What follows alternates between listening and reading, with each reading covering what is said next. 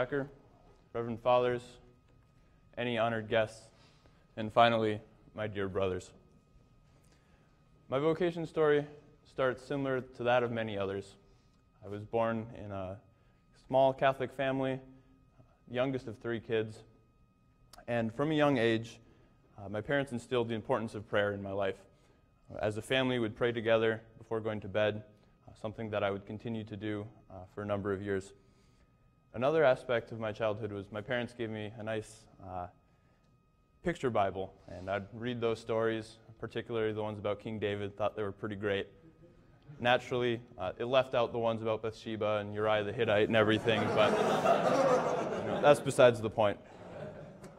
Transitioning into middle school, I was public schooled K through 12, and particularly in public middle school, one thing I was exposed to was friends who grew up with no religious background at all.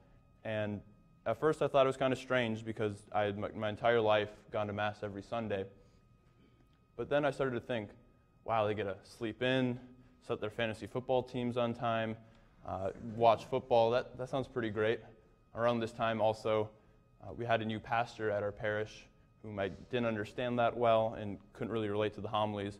And so I started thinking, what's the importance of Mass? Why am I doing this? I mean, I'm only going because my parents are making me. At that point, I stopped praying before going to bed, and prayer just became a non-factor in my life. And so the big turning point for me was a retreat that previous brothers have mentioned so far, and that is Extreme Faith Camp, which happened the summer between my 9th and 10th grade year of high school. And while I could talk about the graces and blessings from that for a very long time, I'd just like to very quickly point out 4 key points that happened and occurred during that retreat that really had an impact on my life.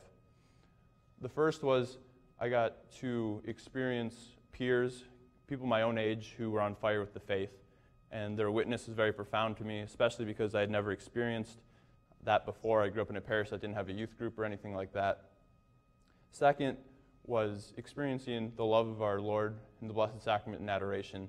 Again, something I'd never really experienced before, and an encounter like that changed my life.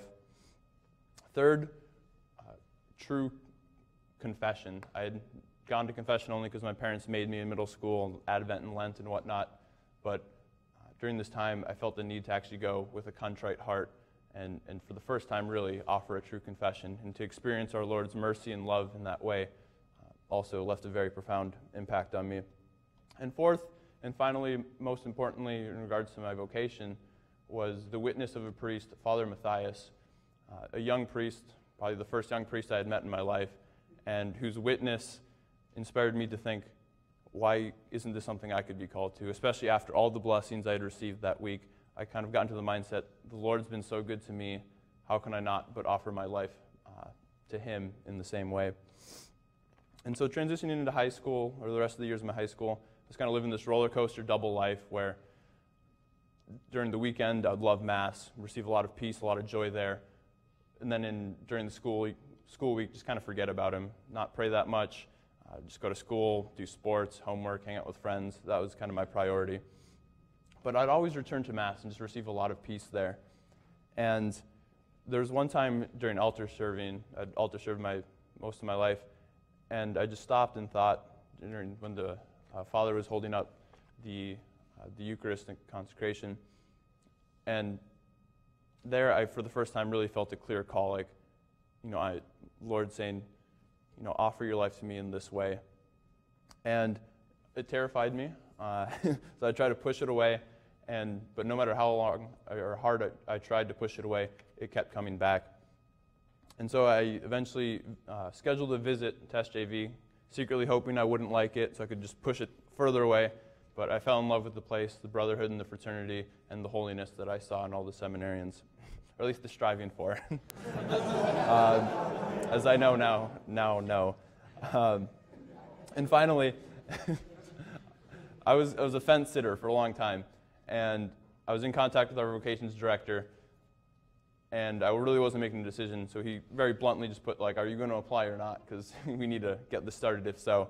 And so I remember seeing that email and just getting out of my chair, laying on the ground, staring up at the ceiling, and just praying, Lord, let me know, because I want to do your will in my life. And there I just had an incredible amount of peace about the decision coming to seminary. And through God's grace, somehow finished the application that summer. Got accepted about 2 weeks before move-in day. So here I am.